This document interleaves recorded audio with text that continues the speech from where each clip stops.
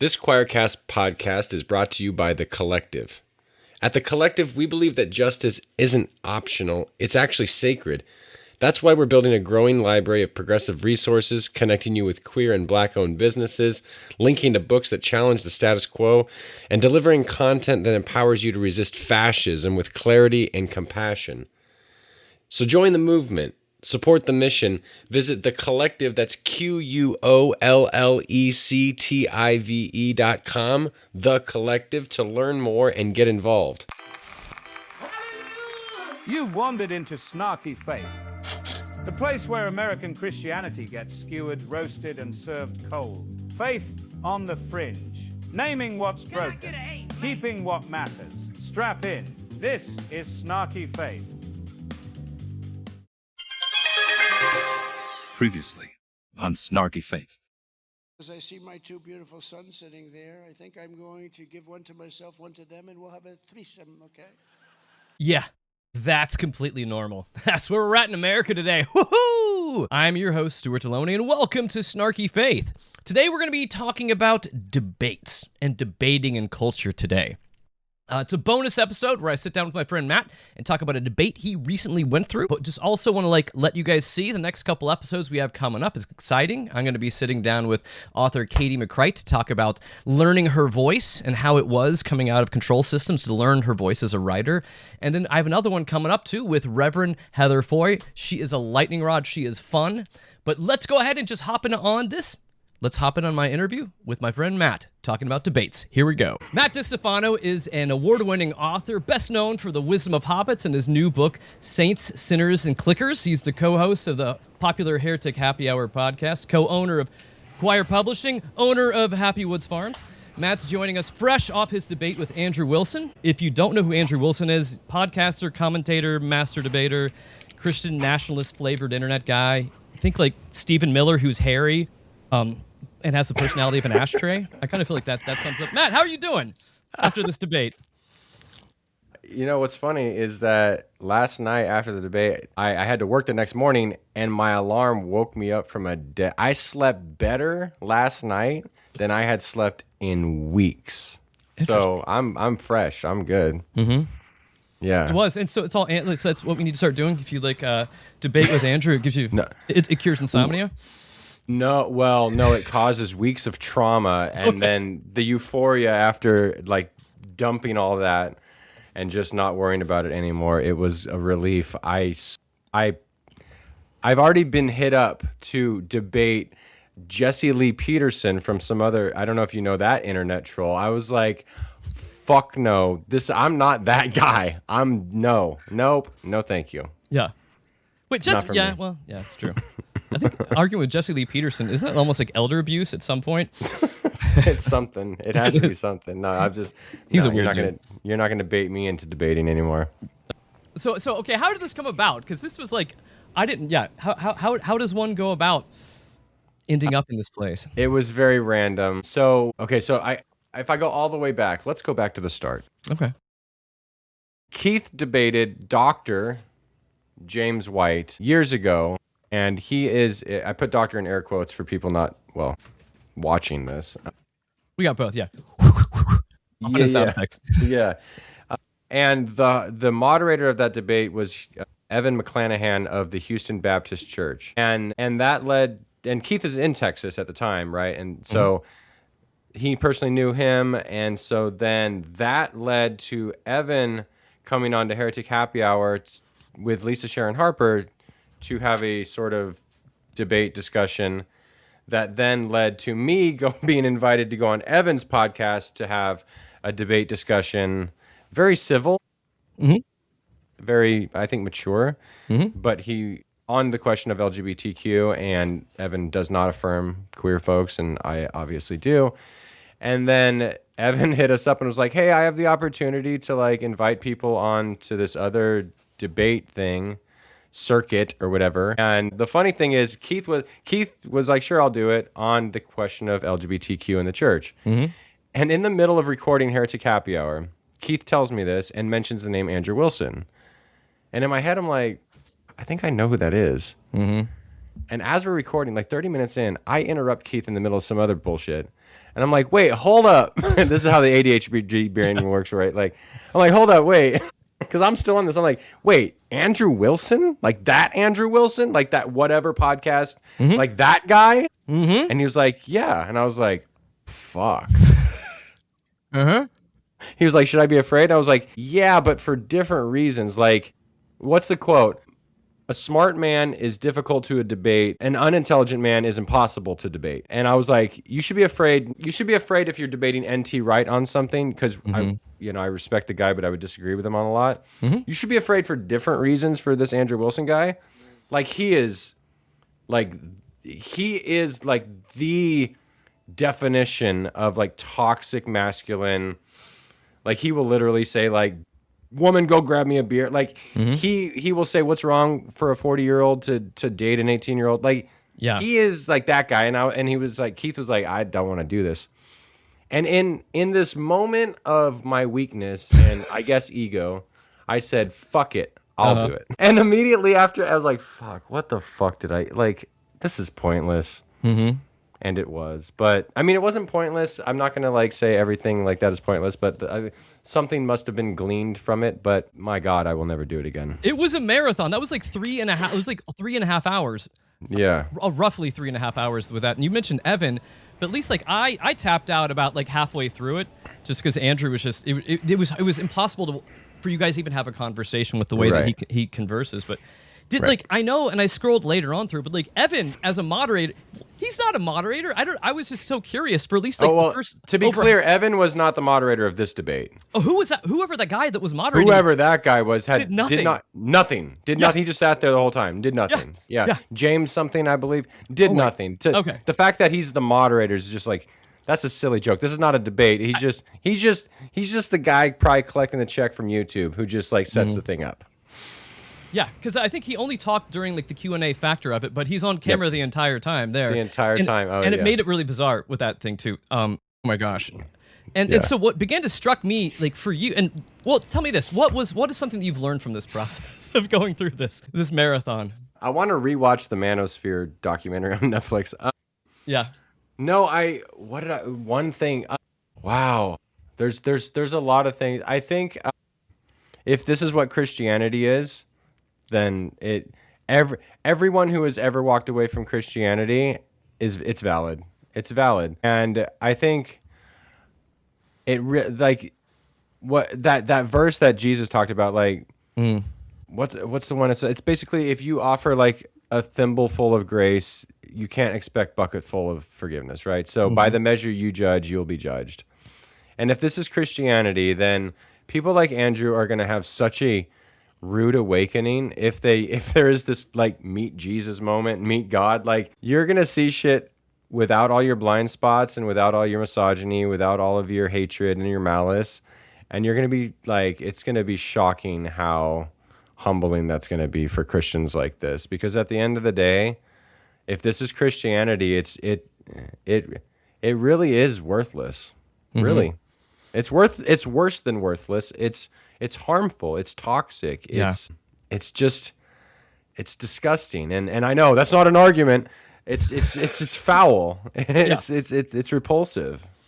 Well, because everything isn't an argument. Some of it is also just like how do we live in culture and society and be humans with one another. And he is, but he feels so much like what I grew up around, like Southern Baptist folks as well too. Except for he swears and he smokes a lot. But beyond that, like that heart, that like calcified, like that inability to see compassion or inability to see anyone else's story, but somehow the only way our faith works is if we cling to the scriptures so hard and then beat the shit out of everybody with what we believe. That kind of seems like the faith he's ascribing to, and I feel like that's what you're talking about. If that is it, it's like, what are we doing here? What is this game we're playing? And it's one step worse because he clings to the scripture when it applies to me and you. Yeah. But like you said, he can smoke and it's fine. Whatever. I don't give a fuck. Yeah. He can call women fucking bitches, and he can Ephesians 4 doesn't apply. He can be married to someone who's been divorced twice. That doesn't apply. Which on that I would argue I was raised by divorced parents. I was raised by my grandfather. Like I don't know my dad. My stepdad is my dad. But if you're going to clobber queer people, the divorce passages apply too. Yep.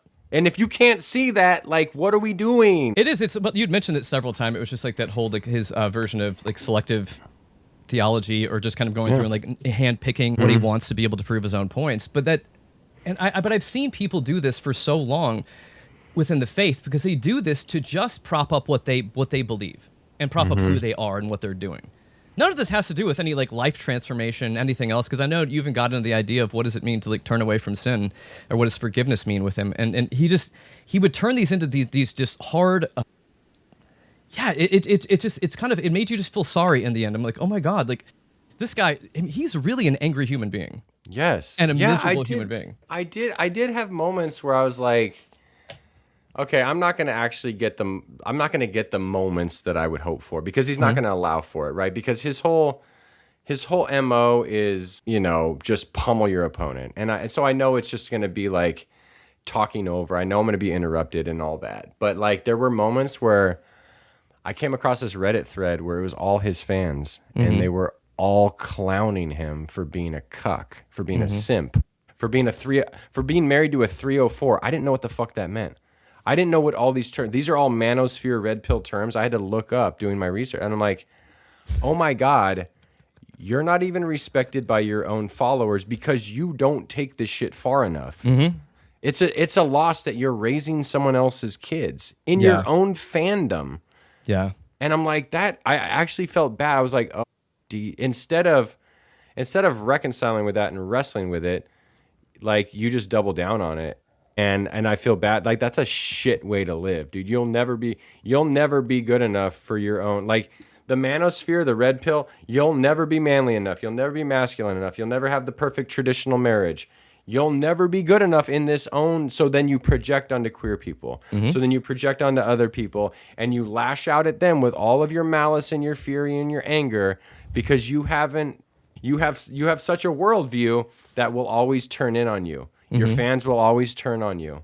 And it's just like this, like what a fucking way to live. I felt bad for him, really, because like no wonder you chain smoke during the entire thing. Like I'd be fucking stressed out too. Like if this was my life, chronically online, chronically arguing with people, the person who got the most Q&A time was his wife. Yeah. Like what the fuck? That's wild, bro. Like go do something, go make something, go create something, go talk to someone at a coffee shop. My God, like get offline. Fuck. Well, and this is, I don't know if this is the best example, but it almost felt like you were just dealing with like asshole Charlie Kirk. Like this kind of felt like a lot of this whole setup was, it really just did. It just feels like a rhetorical setup to be able to just do this. And he's done this enough to where he has his stories, he has his hypotheticals, he has his devices, and he just leans on them.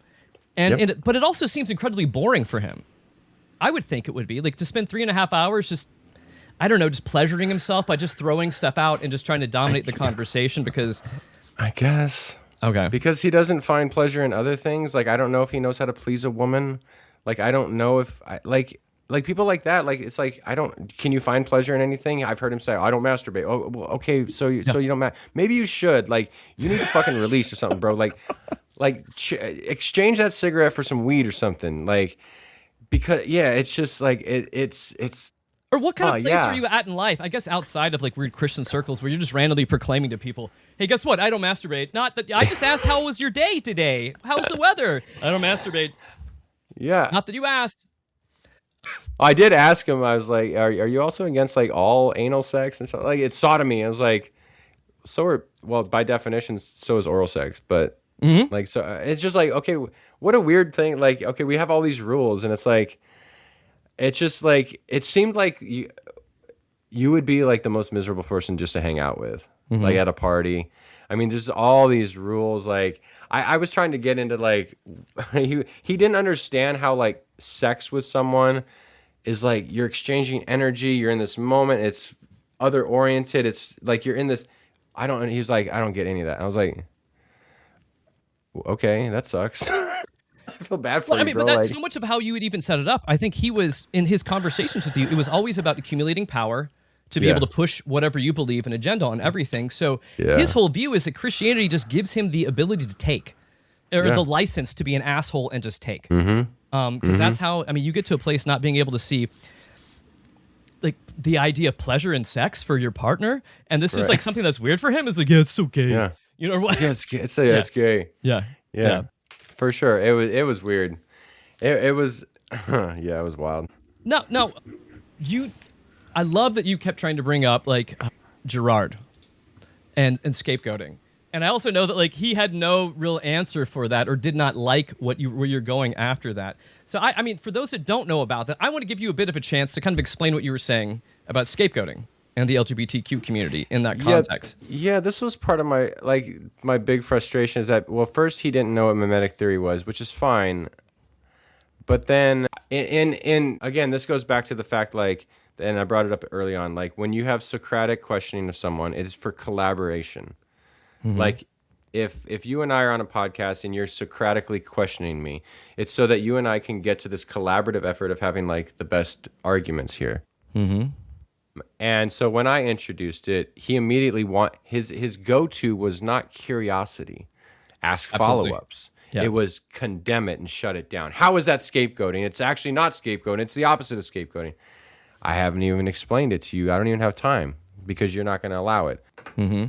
The way I see it is that, yes, so like I have heard statements from the church. We've read things that this country has been punished because there are gay people in this country. And if we get rid of gay people, if we get rid of this homosexual agenda, if we legislate it out, God will bless the country. God will heal the land. That's like the simplest form. It's like we find these groups of people that are just like us, but a little different. So they look like us, but they're gay, or they look like us and they're not cis, they're trans, or you know, maybe they're American citizens, but they weren't born here. They're immigrants, and they look like us, but they're not quite us, quote unquote. And so we blame them for the ills of society. If we only get rid of them, if we get rid of the Somalians, they're eating the cats and dogs, the Haitians. We get rid of them, we will make America great again. Yeah. We will find our culture. We will, like what he was saying was scapegoating about, like, if we allow polyamory and 5 guys to marry 5 guys, it's gonna crumble the structure of society. America will collapse. Well, okay, so we get rid of those people. We don't allow them to be in society, and America will be great once again. That is how we structure our religions and our societies. My point in bringing that up is that Christians, if you're going to be called out, you're called out from that, according to James Allison and Renee Girard. You're called out from your scapegoating. That doesn't mean you won't scapegoat. It doesn't mean you won't gossip. It doesn't mean you won't come together with others at the expense of someone else that you both disagree is the problem, but you will continually be trying to repent of that. You will continually have that in the back of your mind, say, if I'm going to be called out from something, I'm going to be called out from my propensity to scapegoat others and to find my peace at the expense of eliminating others. No, because I think that's the fundamental difference that he wasn't grasping too. Because I think that when you would talk about the idea of repenting from this to walk away from something, it would require a fundamental change in who you are.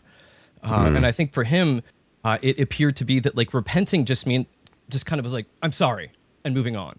It was almost like an apology, but it doesn't change you at all.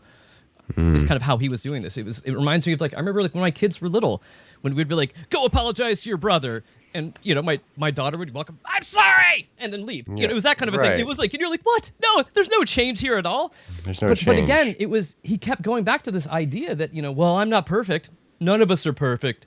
So, and how he would try to frame arguments. And I don't know, it was driving me crazy. It was subtle sophistry, and it was subtle logical fallacies. So I would say something, and he would just with a little bit of minutia, just twist what I said and then repeat it as if that's what I said. I never said no one has. Who the fuck's perfect? By like most Christian definitions, I don't even think Jesus was perfect in that way. I think Jesus must have repented of something, right?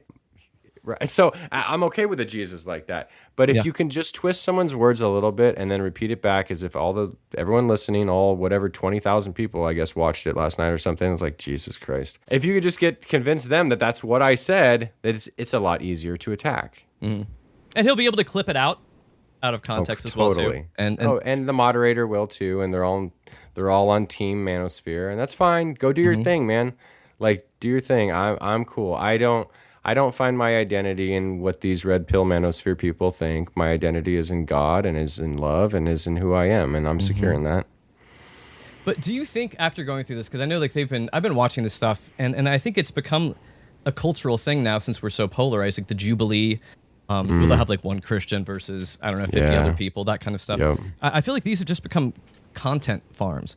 That's all and it is. none of it has anything to do with actually having a good conversation, and I think each side of it's just about like owning the other side and plowing forward. And that's Andrew's, the big thing I learned. He's good at what he does. He doesn't accomplish anything. It's not intellectually correct, but in the moment, he's very good at what he does. That's why he does it. Yeah, because people like that don't actually create anything of value. Like that's where you can find your niche. That's where you can find, you know, these places on the internet and in culture where you don't actually contribute something lasting to society, but you can get a lot of clicks and a lot of followers, and it can probably create a decent income for you. But like you said, we haven't actually done the Socratic method. We haven't actually collaborated on coming up with good ideas. We haven't created anything. There's nothing here that actually like is a tangible creation that you've offered to humanity. All you've done is, it's click farming. That's all this is. There's nothing of substance. There's nothing like, wow, you just asked me. I can't sit here in the debate and say, wow, you just asked me a question that I think I could write a thesis on, but you want yes or no. Yeah. It's this like false binary fallacy. It's this like this or that fallacy. It's like, actually, there's at least an essay here but we don't have time for that because the debate's going to get really boring and people are going to want fire. They're going to want fireworks. They're going to want that moment where we can clip it out and say, this is where the debate turned. And it's like, okay, this is just intellectual. You won't masturbate, but this is intellectual masturbation. But how different is this than you like arguing with a bot? You know what I mean? Because to some degree, like an AI bot, because I feel like, I mean, again, this isn't about like, hey, I want to hear what he has to say and really like tossing back and forward with this. Yeah. A lot of this just comes down to like, I have all my default answers and do all of this, and I know I just go and pull from that default answer and shove it out here, and it just feels like, which again, that's what Turning Point does, to go argue with a bunch of like college students. Right. And none of it is actually about proving any kind of point. It's the flip of ChatGPT. ChatGPT is there to gas you up and tell you the greatest thing. This is the reverse of that. Like the things that Andrew said last night are almost verbatim what he said in his debate with Brandon Robertson. Like they were almost. I mean, it's like, oh yeah, I heard what's the difference? Like I heard the consent argument and how it relates to having sex with a corpse. This guy's obsessed with that. And he thinks that is some sort of reductio ad absurdum, not realizing you can't be fallacious in your reductio in order for it to be a valid reductio.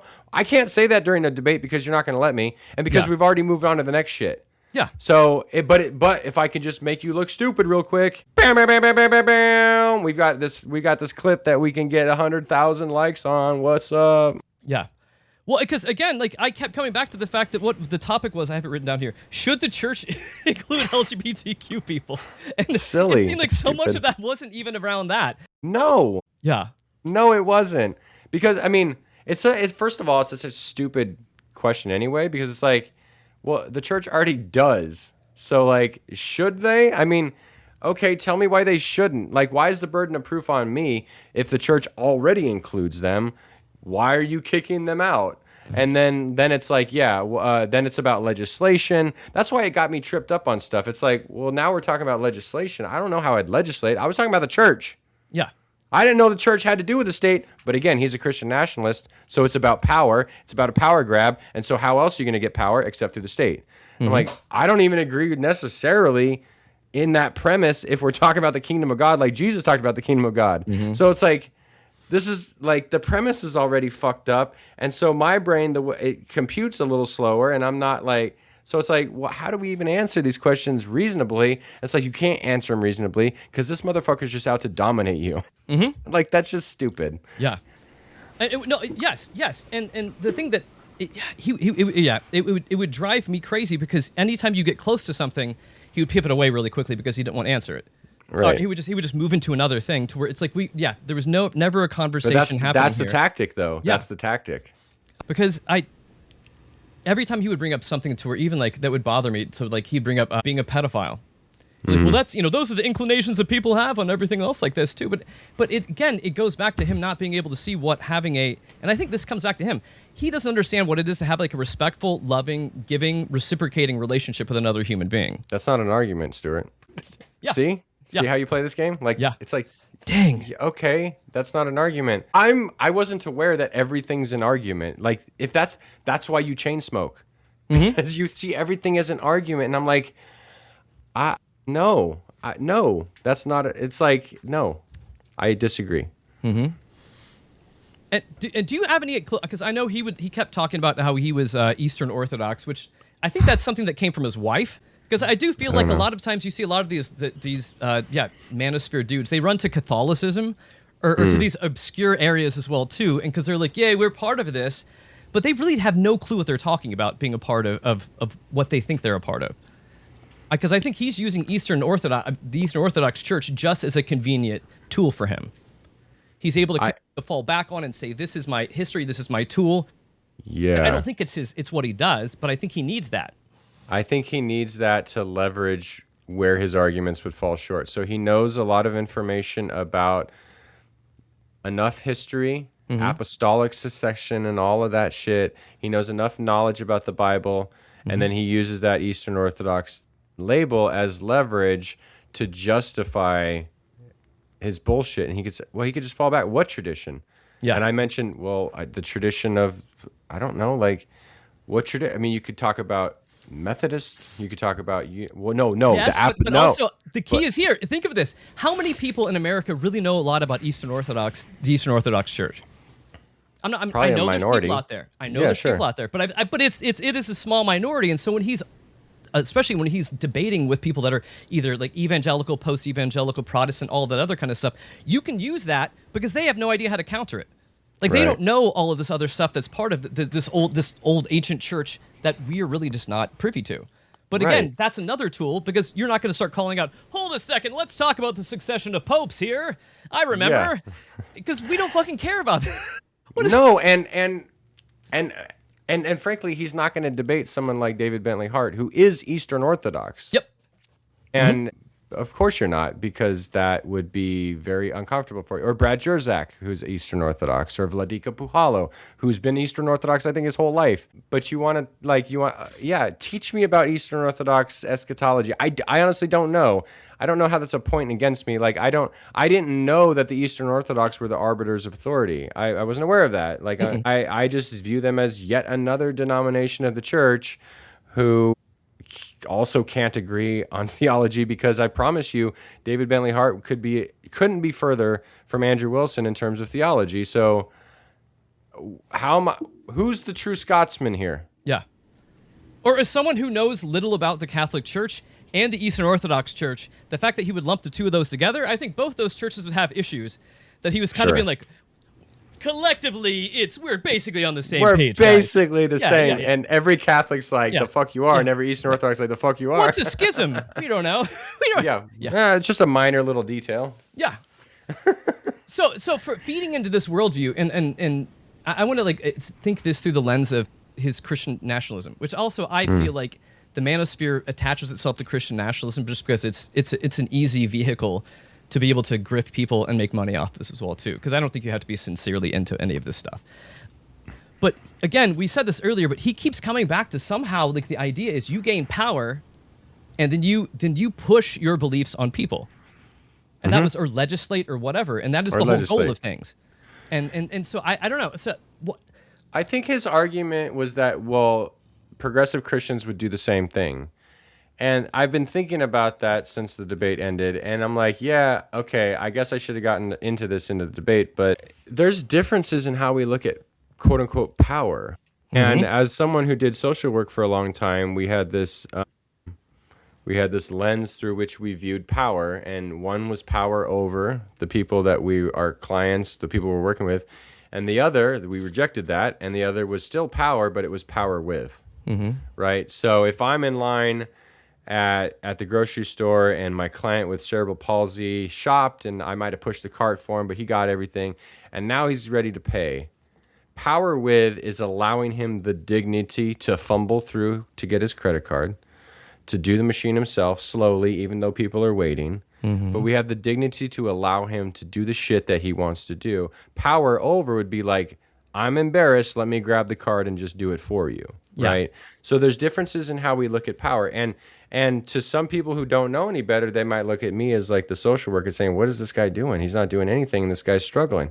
Yeah, because he has the dignity to struggle. And y'all need to be okay with him struggling. And this is the power with. If he ultimately needs help, I'm here. But I'm going to let him struggle through it so that he can accomplish it on his own. And that's what he wants, right? So that's the different.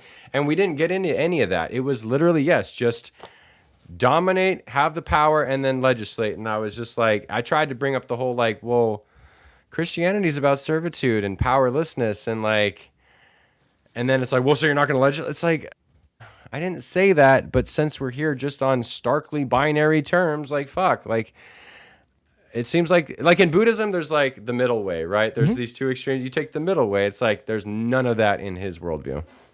Well, especially too, if his idea is we want to legislate what other people can and can't do specifically, because I feel like that's where we kind of come to a place. I would say like people on the more progressive or liberal bent of it is kind of you do you, I'll do me, and as long as we're not harming people, I don't give a shit what you're doing. You know, as long as it's not hurting people. But I feel like on the flip side is they have this idea of like, no. I'll do me. I want you to do what I'm doing, not what you're doing. I need you to do this, which ultimately probably would end up sounding, I need you to do me, is really what he's ultimately saying. It was all very convenient. He tried to do this whole thing where it's like, how is it unfair? We're telling men that they can marry women. And you're telling straight men that they can marry women, and gay men that they can marry women. And you're telling straight men that they can't marry men, and they're telling straight or gay guys that you can't marry men. How is that unfair? And I'm like, I guess if you frame it like that, it's not unfair, right? It's the conservative church in America. If you're gay, you marry a woman and keep it closeted. That's what Grindr's for. I was like, how convenient is it that you get to marry the person you're attracted to, but if I'm gay, I don't get to marry the person I'm attracted to? And he wouldn't answer that. He would go right back to, how is it unfair? I'm telling everyone that they can marry women. It's the same for everyone. And I'm like, yeah, and it involves you not listening to any gay person, right? Like, it involves you not giving a fuck what anyone is reporting as their first, and that's not an argument. Right. Not everything's an argument. Sometimes I shut the fuck up and listen to people who are reporting things to me, and I trust them. I'm not trans. I don't know the trans experience. He wanted to keep going to trans. I'm like, that's not my lane. But if you want to keep going there, whatever, dude. Like, sometimes or all the time when I'm talking trans issues, I shut the fuck up and I listen to a trans person. Yeah. End of story. I'm cool with it. That's not an argument. No fuck. I'm shutting up right now. I'm not making an argument. No, because some of this is just being a human.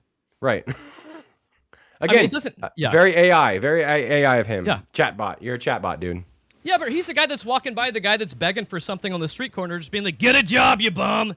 Right. And I helped him today. He needed to hear that truth. That really changed things. Yeah. Jesus is proud of me. I needed to logic bomb him. Yeah. That's what he needed. No, but like when you were talking about this, like that theology should start at the foot of the cross, with powerlessness, with service, with kenosis. And why do you think it's so threatening for Christians to take care of others in this way, like to be able to walk out the Jesus way? Because otherwise they just want to somehow hide behind what they would say is biblical authority to not do things. But there's a disconnect there. I mean, it's hard. It's difficult. It's difficult work. I don't know. There's probably a lot that goes into it. Fear of the other, some type of everything, it seems like, is very personal when it comes to Christianity. Yeah. It's very much about where I'm going when I die. It's very much about my personal salvation. If it does get communal, it gets communal, but only in the church and not like the people on the streets, the people who are non-Christians. I don't know. What do you think? Like, what is it about? I don't know. I see Christianity. I see Jesus. I see the Gospels as a, I don't want to be crass, but I'm going to be, as a shut the fuck up and just do what I told you to do, which is serve others. It's really fucking simple. Yeah. And we're like, well, what about? And he's like, what did I say? Shut the fuck up and do what I told you to do. And like, be kind and be humble. And like, I almost see it as like people should be surprised when they're like, oh, he's a Christian? He never said anything about it. Yeah, but what does he do? Oh, he serves soup at the soup kitchen once a week, and he goes out of his way to do this and that, and he cares about his community, and he cleans whatever. Oh, okay, so he's just walking out his Christianity, and it's like, I don't know. It's just, I guess I have way different interpretation of what Christianity is, and maybe they're just so fearful, maybe they're projecting, maybe there's a lot going on with these people who are afraid to just do the actual work of Jesus. I think that it comes to a place where and I'm not going to get back into like evangelical language, but I feel like a lot of them just don't know Jesus. Yeah. I think Jesus ends up being some sort of a mascot that gives them the justification for who and what their church has told them they can be and do. You know, sometimes it gives us the license to go, or license or permission to go and be assholes, because it feels like they're doing the right thing. But at the same time, like what you're mentioning too, the idea of the self-sacrifice, like in any of the conversation like yesterday, none of this was about self-sacrifice, about looking anything like Jesus. It was simply just like, well, yeah, we need Jesus, but if we really were to parse this out, Jesus probably got it wrong, because Jesus should have aligned himself with empire, and that would have been the better way to do that. But, you know, the church rectified that with Constantine, so we're good. That's what I tried to bring. I was like, well, then you're saying Jesus was wrong in Luke 3. He should have said yes to all that shit. Let's be real. Like, yeah, I also see, like, think about anything you've done in life that takes time to get good at, like proficient at. Piano, guitar, painting, whatever you're doing. Like they say, 10,000 hours, you'll be a master. And there's so much emphasis on like conversion, or my soul was saved on this day. You got the day that you were saved. And it's never like, well, now how do you go walk it out in your community? It's more like, how do you not sin? How do you not masturbate? Don't sodomize someone. It's never like, should we serve bread to people? Or do you think that maybe they need a place to stay? What if we got involved in our local politics and like made sure that, I don't know, our community built like 50 or tiny homes for people to have a place to go at night and lay their head down?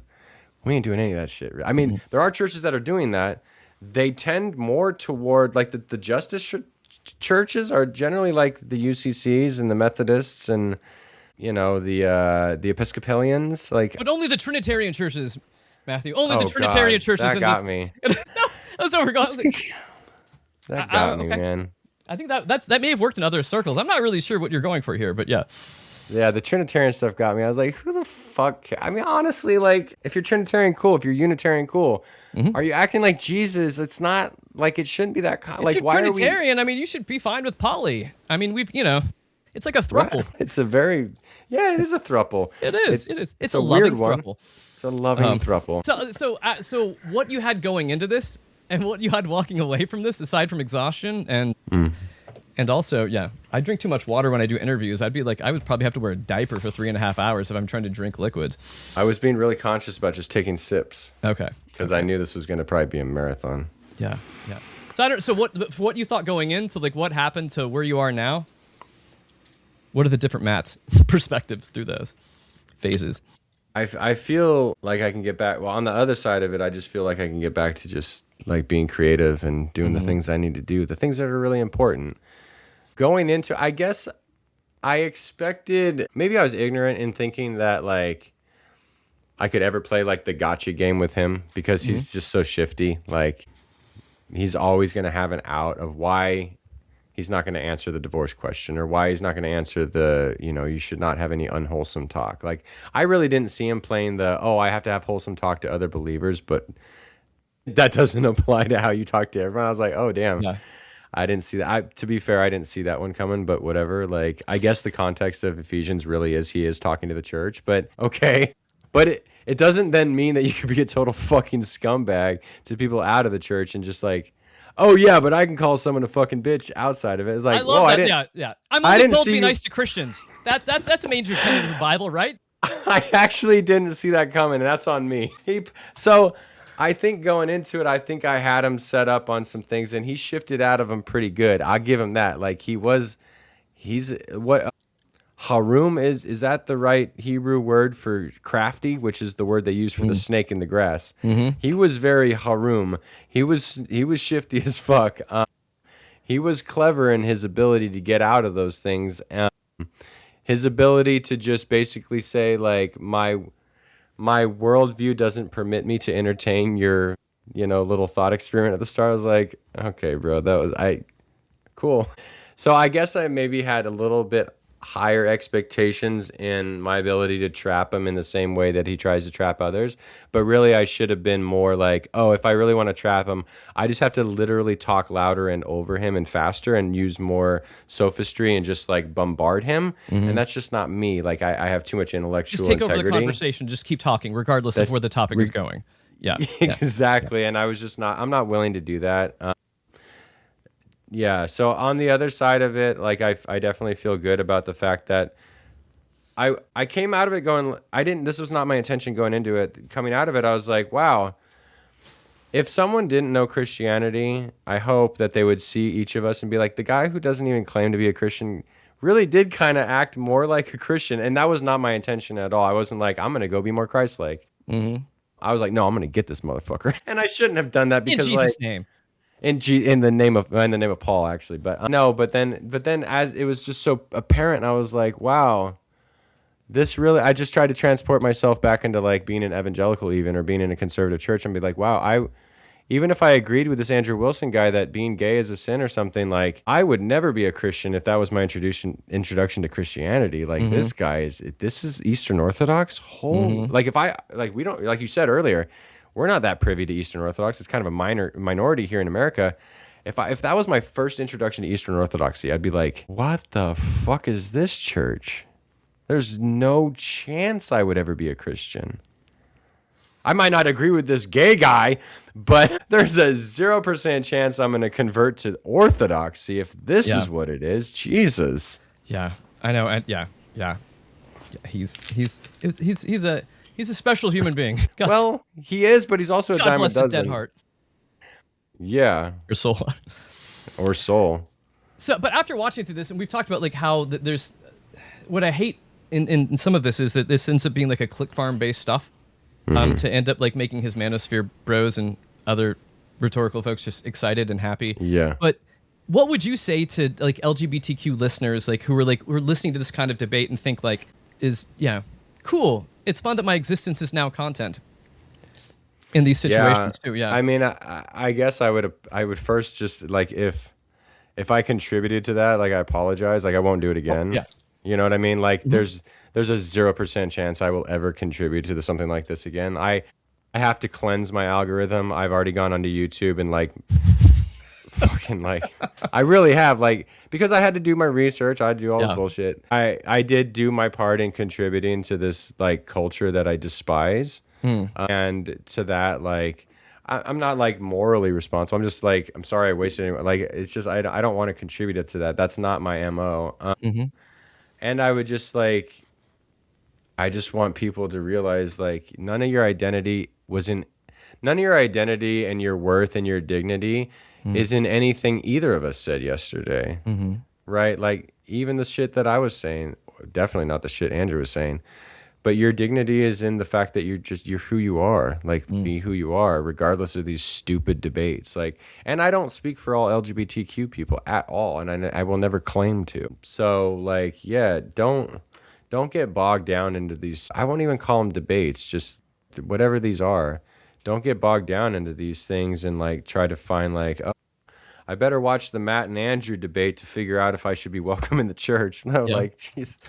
Like, no, never. Hashtag never again. But along those lines too, like what would your advice also be? Because there's a lot of times that, and I run through this, when to engage and when not to engage online. Yeah. In situations, like when are those ones where you're just kind of contributing just to the rage and just to the void? And what are those times to engage because it really matters? Thoughts, advice? I think you really have to get to the bottom of what, like if you're gonna have an opponent, if you're gonna have a discussion it's like we disagree and we're gonna have this discussion, I think you have to be really careful on who that person is. I mentioned Evan McClanahan at the start of this. It's like, I don't think that anything he thinks about LGBTQ people is helpful at all. I think it does harm people, but he's also like a really kind person who I think has the best intentions, right? Maybe, I mean, I don't know him, right? But that's just one example. And I'd be willing to discuss things with him again. I would be willing to have him on our show again, because I think you have to really weigh the fact, like, is someone willing to have an actual good faith discussion where it's not about winning anything.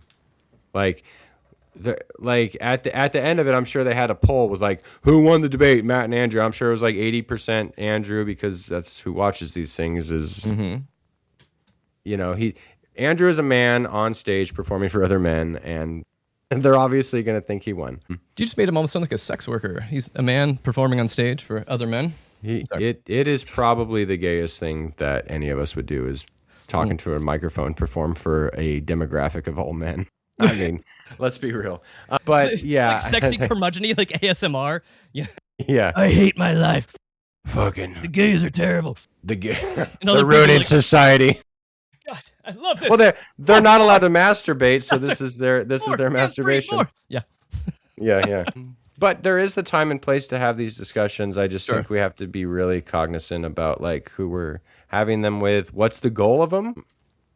The goal should not be the goal in any discussion is not a victory. Even a debate, I don't think should be a victory.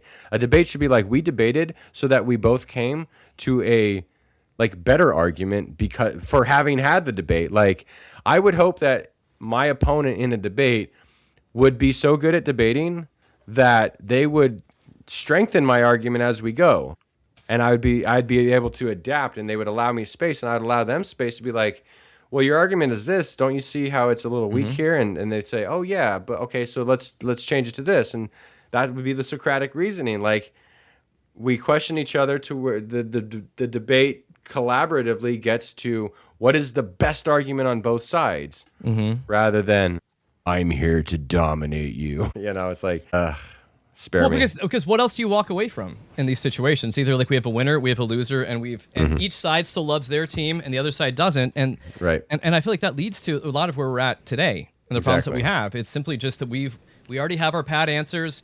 We have our own version of like political apologetics now. Like we know how to say what we need to say, and if there's no desire to kind of come to the table together with that, then it does kind of feel pointless. Yep, totally pointless. And I guess is that, and I guess some of that's just discernment, trying to figure out who's up for stuff and who's not. I mean, I guess someone like Andrew Wilson, you probably see this and say, Yeah. Why? Not too much. Why would I have expected anything different? Well, you know, bragging rights. Now you can say you've done. Right. Yeah. I did something that I will never do again. That's cool. I haven't jumped off an airplane with a parachute. I won't do that. There's certain things I won't do. Bucket list. You're moving them down here.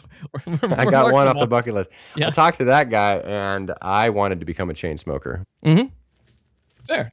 It is. He evangelized you. He did a good job. He did. Yeah. I've smoked American spirits in the past. I might start up now. So thanks, Andrew. Not really. If he was a real man, he'd go filterless. Filters are for bitches. He would have been rolling his own cigarettes, man. Yeah. Oh my gosh. Well, Matt, I appreciate you going through this process, and then also going through this process with us and a bunch of other people through this. If people want to continue to follow you, stalk you, figure out what's going on next, etc., how do they find you? Yeah, the easiest way is wherever you're listening to this podcast, just come through Heretic Happy Hour. Subscribe on whatever platform you're listening to this. Go search up Heretic Happy Hour and you'll find us. And then from there, we run choir. Keith and I write a bunch of books, but choir.com, Heretic Happy Hour is the podcast. And from there, you'll be able to find anything that we're doing. You'll get into the choirosphere? Is that the choirosphere? Yeah. It's like the gay manosphere.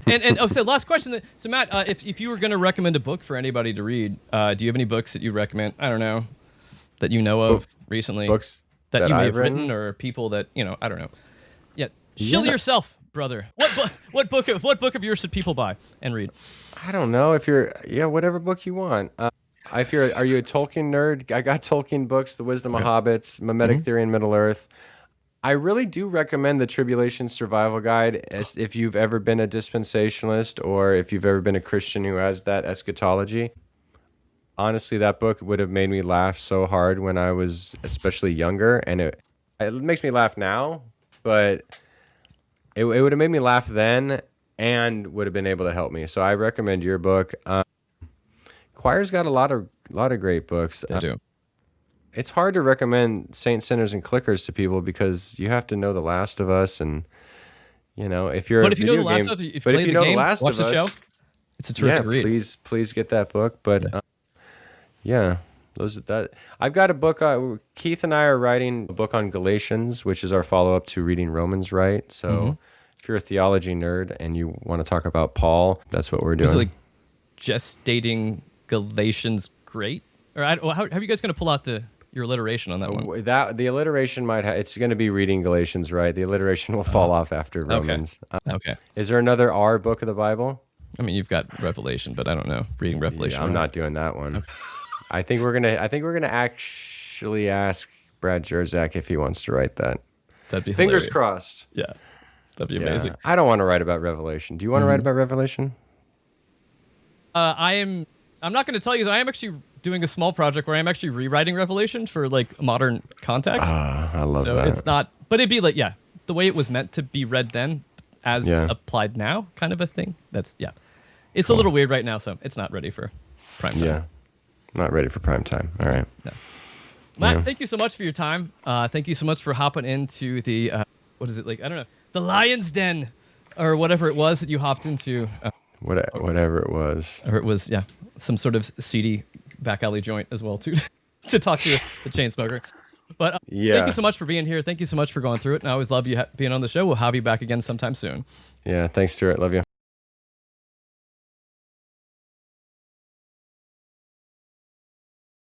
The end times are upon us. The signs are happening. The end is near, but don't panic. You may have missed the rapture, but there's still time to prepare for what comes next. Disasters, plagues, celestial malfunctions. Consider them friendly reminders. Now's the time to prepare. From homemade hazmat suits to heavenly currency and trustworthy prophets, this guide has you covered. Because when the heavens open and the world melts, belief alone won't save you. The Tribulation Survival Guide. How to stay alive when everything else is dead. Available now. This Choircast podcast is being brought to you by Rituals for Heretics.